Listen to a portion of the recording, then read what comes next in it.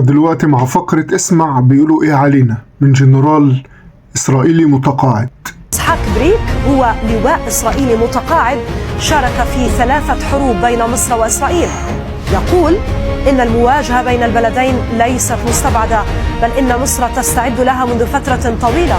يضيف الرجل أنه لسنوات أنشأت مصر طرقا سريعة إلى سيناء وعززت من بنيتها التحتية هناك، وهدف ذلك هو إسرائيل. فمصر لا تبني جيشها لأي مكان آخر حسب وصفه.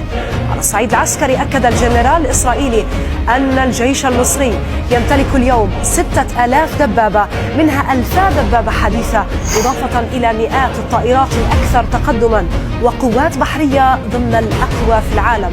ويحذر إسحاق بريك السياسيين الإسرائيليين من الحديث عن إلغاء معاهدة السلام، قائلا إن اتخاذ قرار كذلك يجعل مصر دولة معادية، ولا تمتلك إسرائيل ما يكفي من القوات للوقوف ضدها. طبعا في ناس هتتبسط من الفيديو ده وفي ناس مش هيعجبها الكلام ده.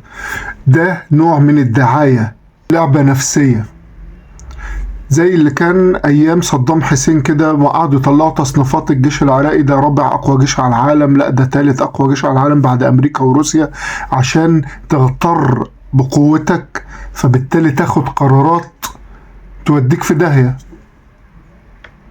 نفس الكلام، هما بيعظموا قوي، بيضخموا قوي، احنا جيشنا قوي الحمد لله وكل حاجة، لكن هما عايزينك تغتر، يركبك الغرور فترتكب حماقة، ترجع بقى تندم عليها، بقى تعمل حماقة وترجع تندم عليها عشان يوقعوك في المصيدة. خد بالك، اي حد عايز يواجه اسرائيل لازم يبقى عامل حسابه كويس انك مش هتحارب اسرائيل، انت هتحارب اللي ورا اسرائيل. وقت بقى اما تكون انت جاهز تقدر تحارب الناس دي، ساعتها اقدر اتكلم واقول انا عايز احارب.